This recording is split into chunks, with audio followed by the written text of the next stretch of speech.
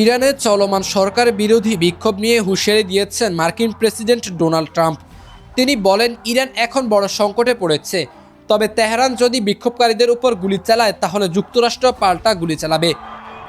এমন হুমকি দেওয়ার পরই ট্রাম্প বলেন, ইরান এখন বড্ড বিপদে আছে।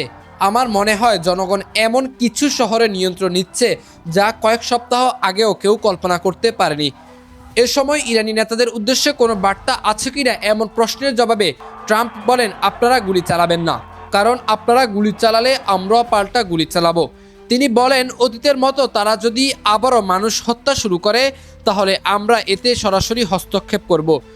ট্রাম্প বলেন, এর মানে এই নয় যে আমাদের সেনারা ইরানের মাটিতে নামবে, বরং এর অর্থ হলো তাদের এমন সব স্পর্শকাতর জায়গায় অত্যন্ত কঠোর আঘাত করা হবে যা তাদের বড় ধরনের ক্ষতির কারণ হয়ে দাঁড়াবে। এদিকে ইরানের চলমান সরকার বিরোধী আন্দোলন দমনে নিরাপত্তা বাহিনীর কঠোর অবস্থানে প্রাণহানির সংখ্যা ভয়াবহ আকার ধারণ করেছে।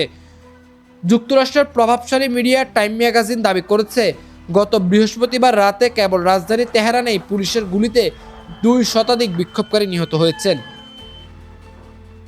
টাইম ম্যাগাজিনের প্রতিবেদন অনুযায়ী তেহরানের একটি হাসপাতালে এক চিকিৎসক নাম প্রকাশ না করার শর্তে জানিয়েছেন, ওই এক রাতে শহরের 6টি হাসপাতালে মোট 206 জন বিক্ষোভকারীর মরদেহ আনা হয়েছে। ওই চিকিৎসকের ভাষ্যমতে নিহতদের অধিকাংশেরই শরীরে গুলির ক্ষত ছিল এবং তাদের একটি বড় অংশই তরুণ। শুক্রবার হাসপাতালগুলো থেকে এসব মরদেহ সরিয়ে নেওয়া হচ্ছে। উত্তর তেহরানের একটি পুলিশ স্টেশনের সামনে বিক্ষোভকারীদের উপর মেশিনগান দিয়ে নির্বিচারে গুলি করার ঘটনাও ঘটেছে, যেখানে অন্তত 30 জন গুলিবিদ্ধ হন।